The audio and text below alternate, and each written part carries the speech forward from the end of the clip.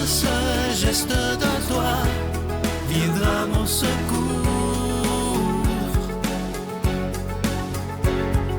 Viens semer dans mon âme le grain de l'amour.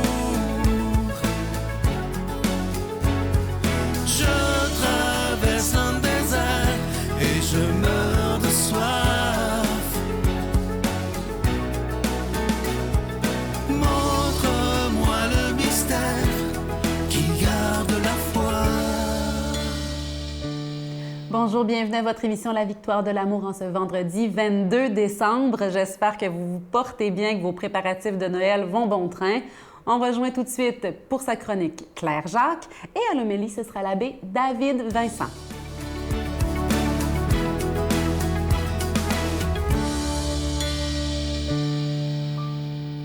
Bonjour, mon nom est Claire Jacques. Ça me fait très plaisir de vous accueillir en ce vendredi matin, 22 décembre 2023, pour ma chronique « Les messages de la vie ». Bien, écoutez, je suis partagée un peu ce matin. Je suis, comme beaucoup de gens, excitée à l'idée de Noël parce que je vais revoir des gens, parce que j'ai quelques soupers ici et là. Mais je suis partagée parce que je sais aussi ce que c'est être seule à Noël. C'est pas évident, la solitude, quand tout le monde autour semble avoir le meilleur party du monde. En plus, à la télé, on se fait vraiment, disons, pas agresser, mais on reçoit beaucoup de pubs et des choses comme ça, avec des familles qui mangent ensemble, qui ont du fun, des amis qui font le party, qui ont du fun ensemble. Tu sais, on dirait qu'être seul, ça se peut pas. Pourtant, c'est la réalité de beaucoup de gens. Moi, j'ai tombé là-dedans à un moment donné parce que après 21 années de vie commune avec mon conjoint, ça s'arrêtait là. Alors, mon premier Noël seul, ça a été rough. Je ne vous le cacherai pas.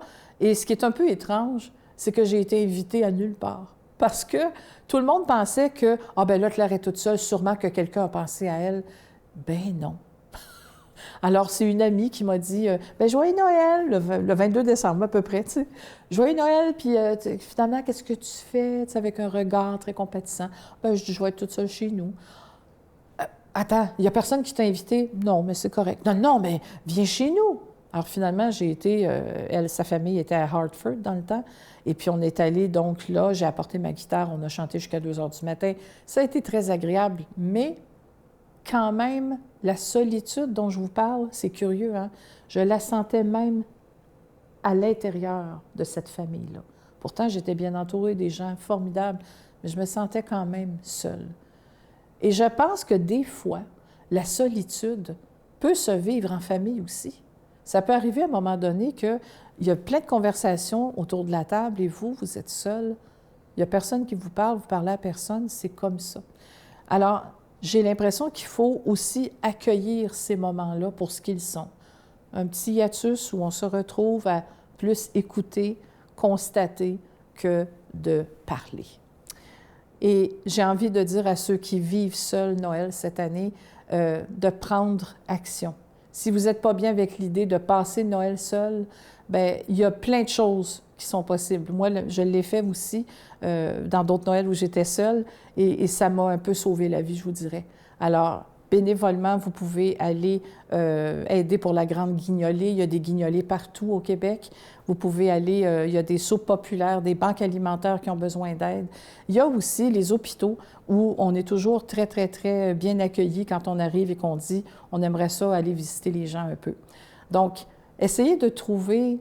Essayons, parce que je me parle aussi, essayons de trouver là où on est bien et là où on peut faire du bien. Sur ce, joyeux Noël. Je vous porte dans mon cœur, même si je ne vous connais pas. C'est le fun, hein? Bye. Notre Père qui es aux cieux, que ton nom soit sanctifié, que ton règne vienne, que ta volonté soit faite sur la terre comme au ciel.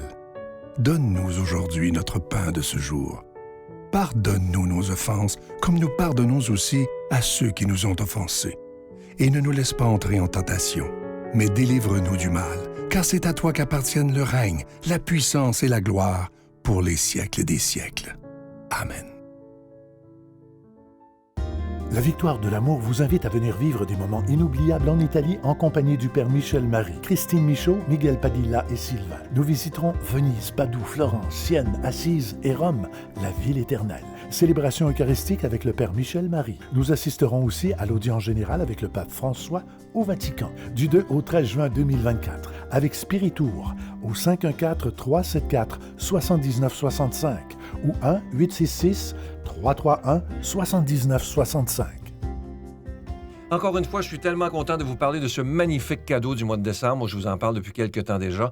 Une belle exclusivité de la Victoire de l'amour, c'est le bracelet du réconfort qui est en acier inoxydable, donc il ne ternira pas. Il est également ajustable. Il est autant pour les hommes que pour les femmes. Et les jeunes vont beaucoup l'aimer. Un très, très beau cadeau de Noël à faire et à se faire également. Et je vous rappelle que vous le recevrez avec un don de 25 $. Et si vous en voulez deux, avec un don de 40 $. Vous recevrez également un reçu pour fin d'impôt. Je vous donne l'adresse. La Victoire de l'amour, case postale 120, succursale Boucherville à Boucherville, le J4B 5E6. Je vous la redonne. La Victoire de l'amour, case postale 120, succursale Boucherville à Boucherville, le J4B 5E6. Également par téléphone, par carte de crédit du lundi au jeudi de 8h à 17h dans le 514-523-4433. 523-4433 ou sans frais le 1-888-811-9291. 1-888-811-9291. Et aussi sur notre site Internet, vous savez que c'est une façon très rapide, sécuritaire et efficace de faire votre don, le www.lavictoiredelamour.org. Je vous rappelle également que le pendentif de la lumière divine, qui est en cristal tchèque, est toujours disponible. Il vient avec la chaîne qui est aussi en acier inoxydable et ce bijou également, il est béni. Et évidemment, je vous rappelle ce bracelet du réconfort. Je veux prendre le temps de vous dire merci de tout cœur de ce que vous faites pour la Victoire de l'amour en cette période de Noël, parce que sans vous, cette émission-là ne pourrait pas exister. Mais ensemble, si on se donne la main, on se serre les coudes, on peut s'assurer que cette émission-là pourra être là pour des dizaines et des dizaines d'années, parce que tous ensemble, on a décidé de croire en l'impossible.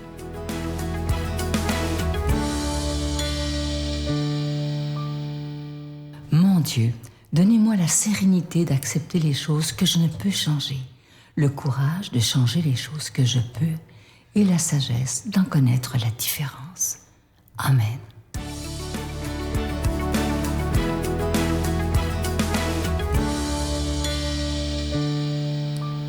À l'approche de cette belle fête de Noël, aujourd'hui, prenons le temps d'être touchés par la joie que Marie exprime dans son Magnificat. Bonne nouvelle de Jésus-Christ selon saint Luc. Marie rendit grâce au Seigneur en disant « Mon âme exalte le Seigneur, mon esprit exulte en Dieu mon Sauveur. Il s'est penché sur son humble servante. Désormais, tous les âges me diront bienheureuse.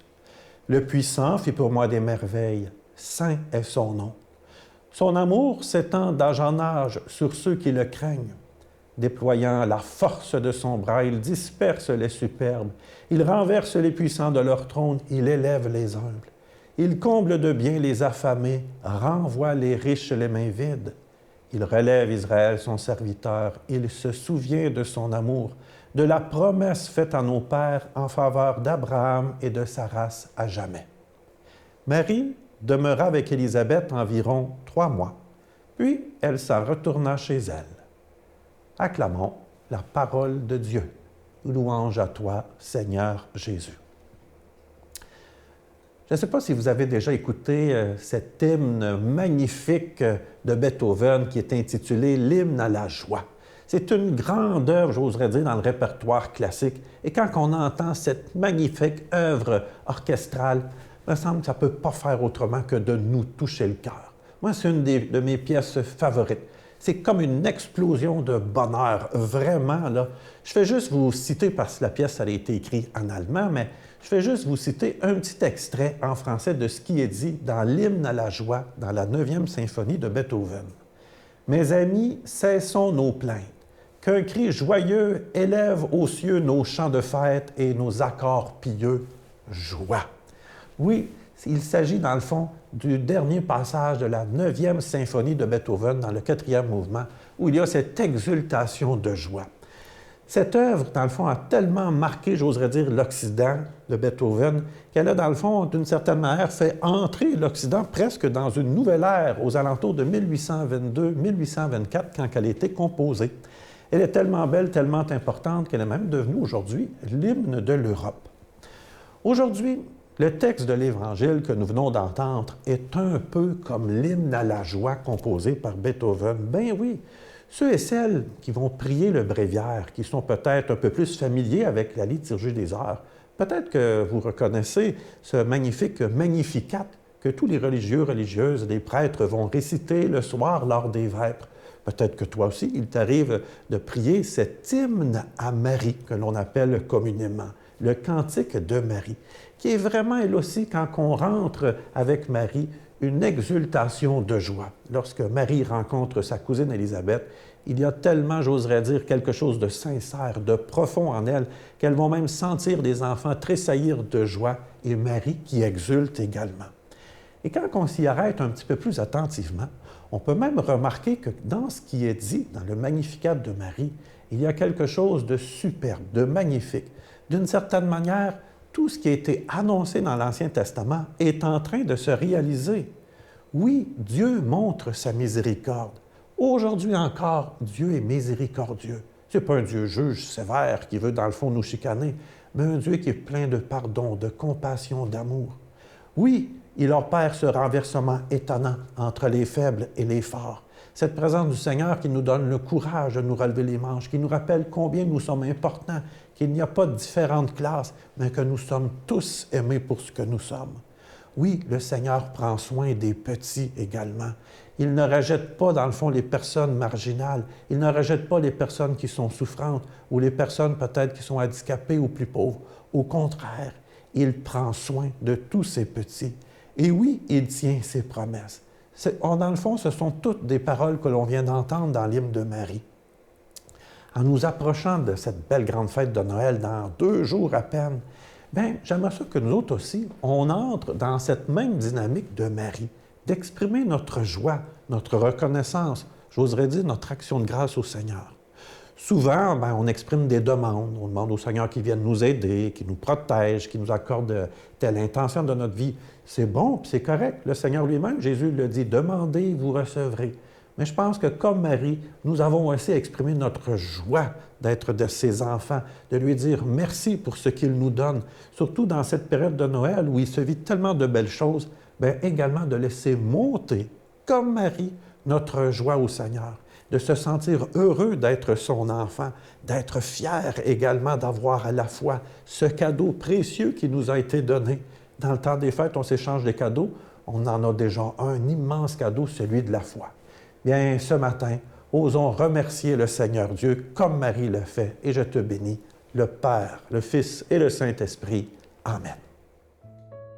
Je vous salue Marie, pleine de grâce. Le Seigneur est avec vous.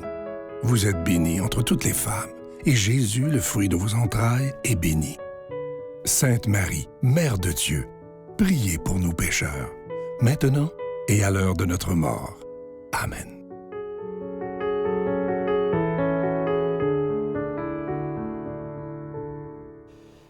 En ce mois de décembre, la Victoire de l'amour vous offre, en échange de vos dons, ce magnifique bracelet en acier inoxydable, donc ça ne ternira pas. C'est écrit « Je suis la lumière du monde ». Il y a une croix aussi de gravée. C'est pour nous rappeler cette parole de Jésus. C'est lui qui l'a dit « Je suis la lumière du monde ». Et il a dit aussi « Je suis avec vous tous les jours jusqu'à la fin des temps ». Donc, c'est pour nous rappeler que nous ne sommes jamais seuls. Et ce bracelet est déjà béni. Donc, c'est un bon moyen pour porter sur soi des objets bénis. C'est toujours source de bénédiction aussi. Moi, je vous souhaite un bon temps de préparatif à Noël et une belle journée. Derrière chaque naissance, il y a une présence aimante. Il y a quelqu'un qui veut nous connaître, nous rencontrer et qui veille finalement sur nous. Feliz Navidad. Feliz Navidad, feliz Navidad, próspero año y felicidad. Feliz Navidad, feliz Navidad, Feliz Navidad.